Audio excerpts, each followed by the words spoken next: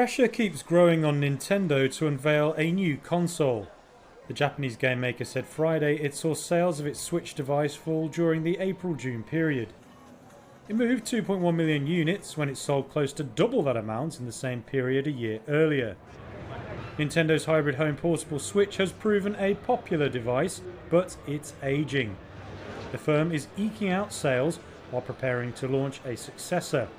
An announcement is due on a new console during the current fiscal year.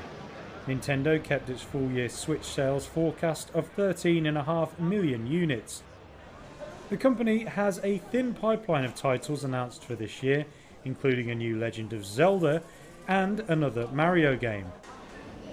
Nintendo's operating profit fell 71% to about $365 million in the first quarter, well below analyst estimates.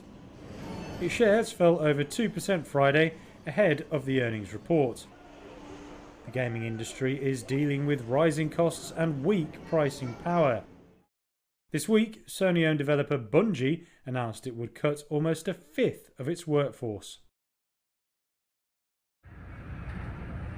A recent glacier retreat across the Andes has exposed bedrock untouched by the atmosphere for some 11,000 years, shocking scientists who call it an unprecedented moment in the history of human civilization.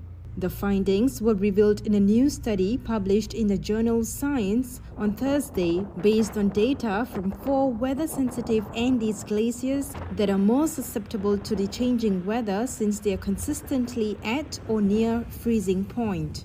Andrew Gorin, the lead author of the study, told Reuters he initially thought the results were a fluke.